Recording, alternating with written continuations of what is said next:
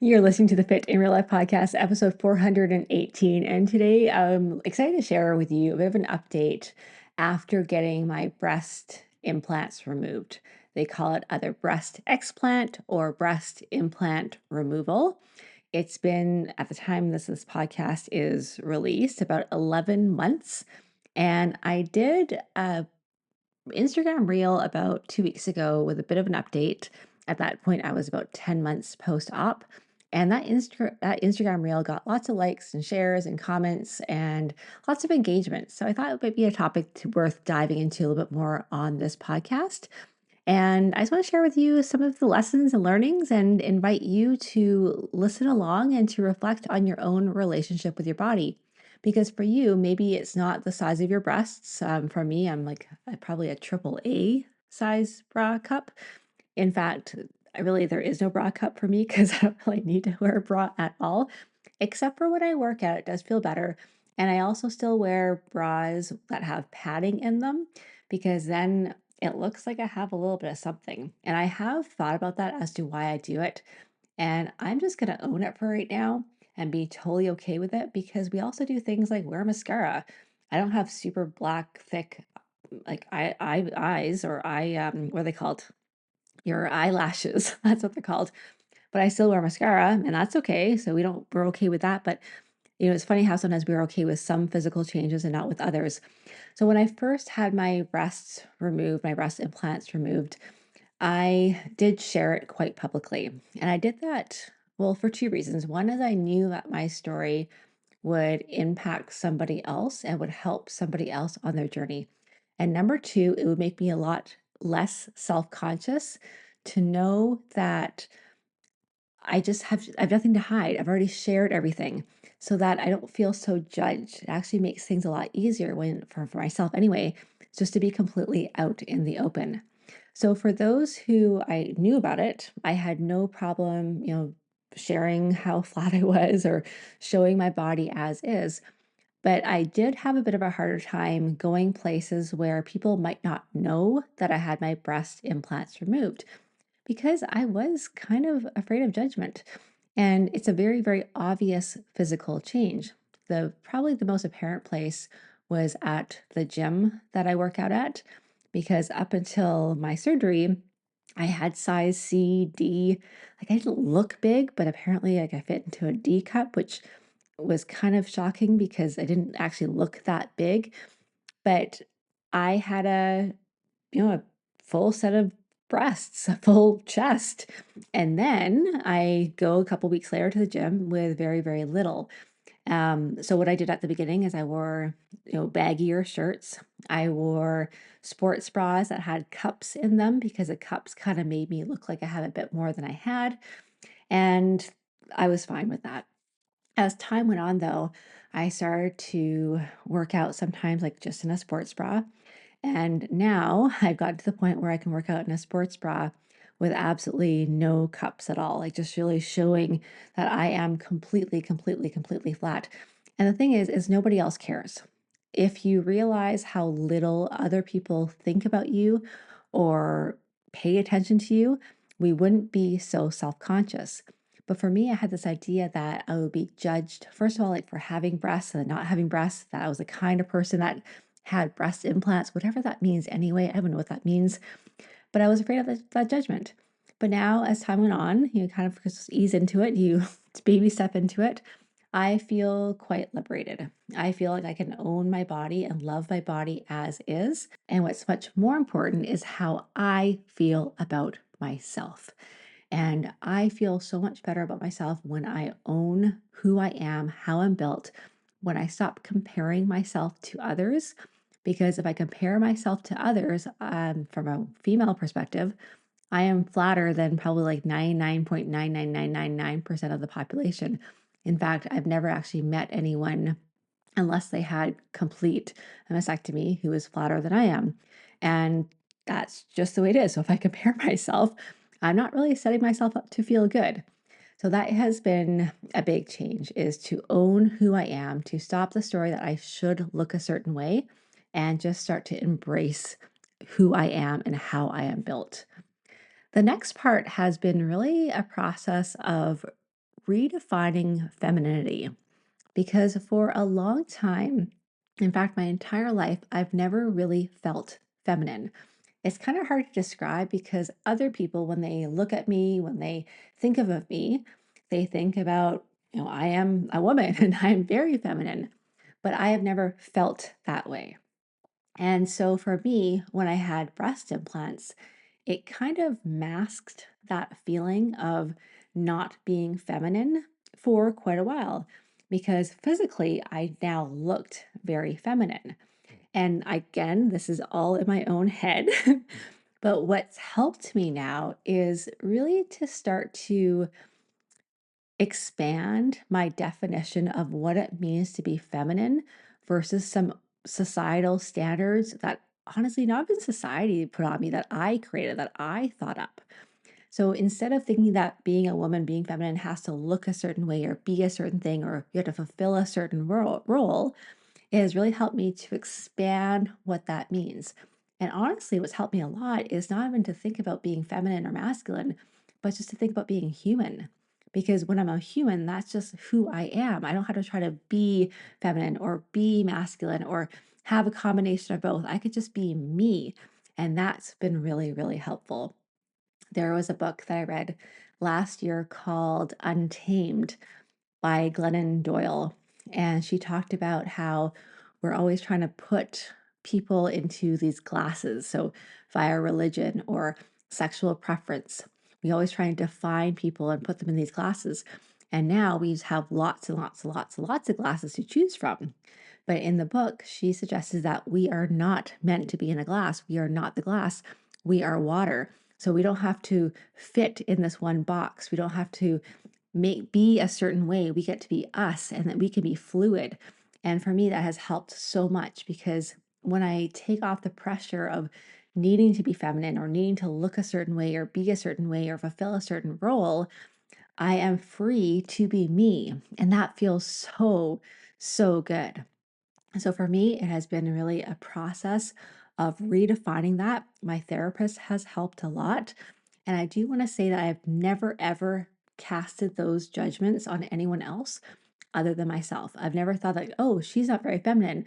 I've never even thought about that. They're just humans. They're just beings. They're just who they are. But for myself, I have defined myself based on whether or not I was feminine or if I was feminine enough or if I was a woman enough. It's just was eating me up, honestly. So now it's still a work in progress. These thoughts and these sort of feelings still come up, but I really learned and I'm learning to embrace who I am, not by any other standards, not by what I think things should look like, but by who I am.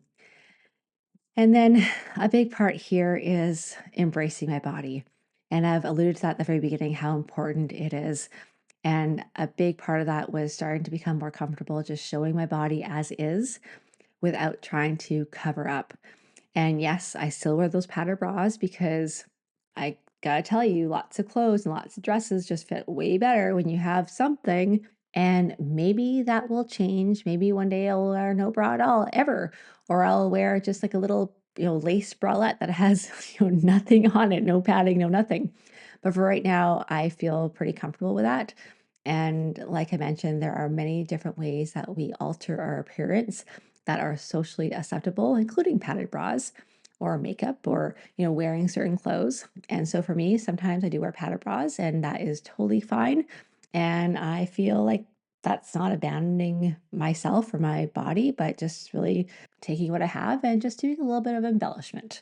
And that's what I'm doing. The next thing that has really helped me in this process is looking at myself as a larger picture and not just the sum of my parts because I have always had this like niggling thought feeling that I am the sum of my parts. I'm going to try to describe this as best as I can because it's kind of one of those things I just think and I experience, but sometimes it's kind of difficult to articulate.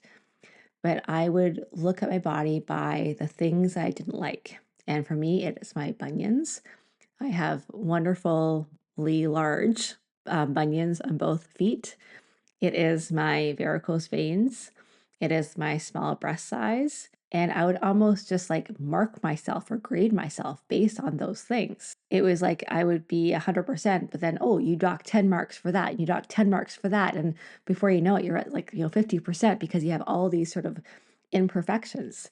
Like, what? Like, where does that come from?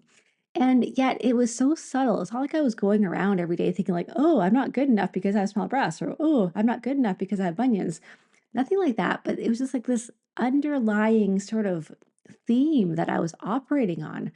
And this, just like any other limiting belief or thoughts, they don't just, turn off overnight. They don't just like get erased. It's a process of recognizing when those things come up and overcoming them and practicing new stories. But for me, a big lesson has been really recognizing that I am not a sum of my parts.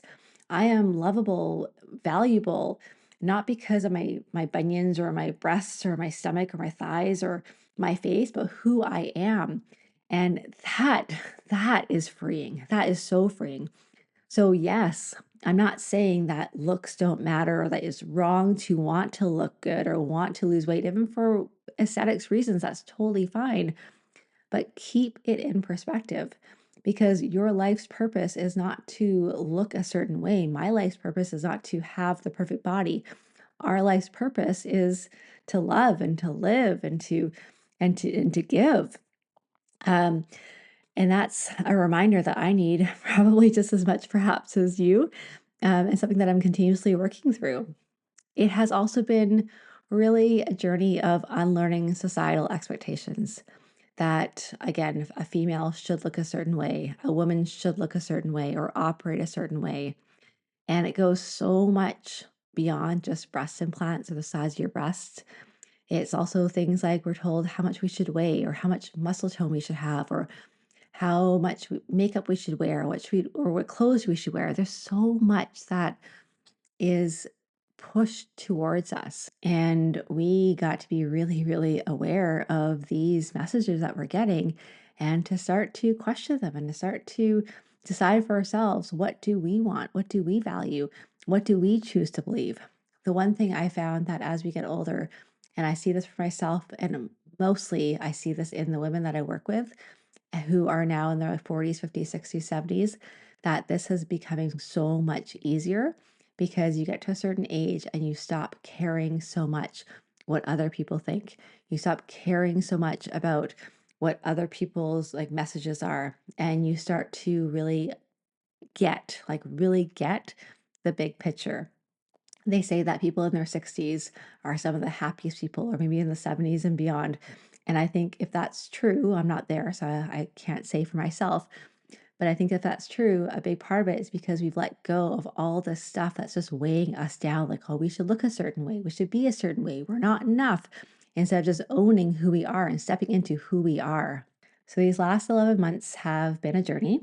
I am still very happy that I got my breast implants removed because I no longer have to think about it. I don't have to think about, what if they leak or what if I'm going to get them replaced. It is no longer a thought. My life is not different. My husband loves me just as he did before when I had breast implants, just like he loved me before I had my breast implants. Nothing's changed there. He's always loved me, not because of the size of my breasts, because of who I am. And I do want to say that my decision to have breast implants was completely, completely personal. My husband, Keith, he is happy to support me with whatever I want to do. And when I decided to get them out, he was fully, fully excited that I was going to do that. And when I decided to get them in, he just said I could do whatever I wanted for my body. So that's always been really wonderful to have that kind of support in my relationship. So in these last 11 months, I am happy I got it done. The novelty of the removal is gone. It's not as exciting anymore. It's not as like, ooh, like here's a big change and like this big transformation. Now I just get to live day to day with a very flat chest, which is fine because I'm an active person and it's probably easier to be active with a flat chest. I'm just going to guess. And that's what other people have told me as well. It has really made me consider and work through my definitions of femininity, beauty, and self worth, especially femininity. And for me, moving towards being human, now I've been feeling like I need to define femininity or being female, but I can just focus on being human and being me. that has been really, really, really liberating. It has been a journey to recognize that I am who I am. I am built the way I'm built, and that comparing myself to others really is a joy suck. It brings me down, it makes me feel less than instead of just embracing who I am and what I have and what I can do, my abilities, and how amazing my body is, and all the things that my body allows me to do. So, as we wrap up, I invite you to have a little check in with yourself. How's your relationship with your own body? Are you showing gratitude to that amazing body that you have? Are you loving your body? Are you caring for your body? And are you detaching your worth, your enoughness away from your body's appearance? Because you, as a valuable human being, has nothing to do with how you look. All right, my friends, thank you so much for being here. And if you have not yet downloaded my Steal My Workout freebie, I put together a PDF that goes through the exact 3-day-a-week workout plan that I am following. I am loving it. You can modify it for yourself or follow along exactly what I do. Go to tanyashaw.com/steal my workout to download it. Enjoy. And I look forward to talking to you next week, where we're going to have more real conversations about real health and real life.